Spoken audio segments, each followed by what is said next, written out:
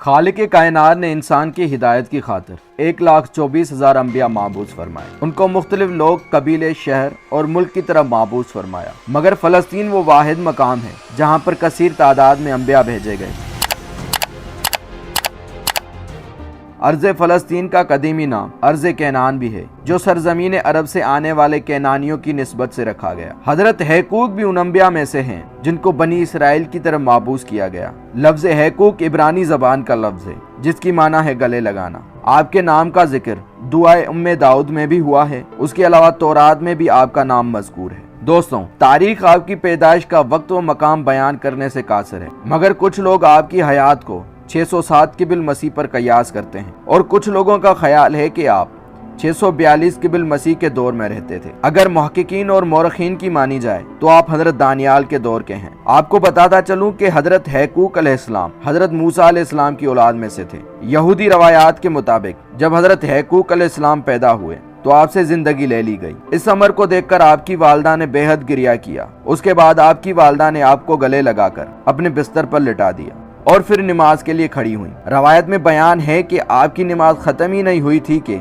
अल्लाह ताला ने आपको दोबारा जिंदगी अता फरमा दी। फिर आपकी वालदा ने आपका नाम हैकूक रखा। यहूदियों के मुताबिक आप बनी इसराइल के उन पैगंबरों में से हैं जो 700 क़िबल मसीह के आसपास रहते थे और यरूशलेम में यहूदियों की अजीम इबादतगाह के मुहाफिज भी थे और अहदनामा कदीम के 12 नबियों में से 8वें नबी थे और हैकल सुलेमानी की मजहबी तकरीब के सरपरस्त और रहनुमा भी थे। यहूदियों की रवायात के मुताबिक आपके वालिद का नाम जोशुआ था। उसके अलावा आपकी वालदा के नाम का जिक्र कहीं भी नहीं मिलता, जबकि मुस्लिम रवायात में हजरत हैकूक अलैहिस्सलाम का बहुत ही कम जिक्र मिलता है। यही वजह है कि हजरत हैकूक अलैहिस्सलाम के वालिदीन के इस्मा का जिक्र हमारी किताबों में नहीं मिलता। इस्लामी रवायात के अलावा यहूदी रवायात में भी आपकी किताब का जिक्र मिलता है, मगर एक रवायत के मुताबिक आपकी 3 किताबें थी। मामून अब्बासी के दौरे हुकूमत में जब इमाम अली इब्न मूसा रज़ा ने मामून की मौजूदगी में मुख्तलिफ मज़ाहिब के उलमा से बहस और एहतजाज फरमाया तो इमाम अली रज़ा ने हज़रत हैकूक की किताब को ज़ाहिर फरमाया। और इसके अलावा यहूदियों की कदीम किताबों में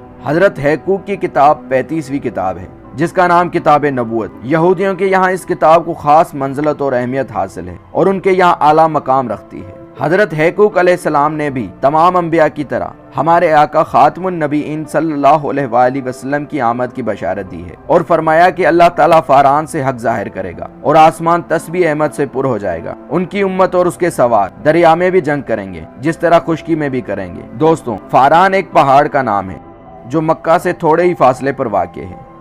हजरत हैकूक अलैहिस्सलाम और हजरत दानियाल अलैहिस्सलाम एक ही दौर से ताल्लुक़ रखते थे, यहाँ तक कि दोनों नबी बनी इसराइल में ही तबलीग का काम अंजाम दे रहे थे कि बख्ते नसर ने बनी इसराइल पर हमला कर दिया और 80,000 लोगों को कैदी किया, जिसमें हजरत हैकूक अलैहिस्सलाम भी शामिल थे। दोस्तों, बख्ते नसर कौन था और उसका बनी इसराइल पर हमला करने का मुकम्मल वाक़या और बख्ते नसर की मुकम्मल तारीख हमने एक अलहदा वीडियो में तफसील के साथ बयान कर दी है, जिसका लिंक डिस्क्रिप्शन में है।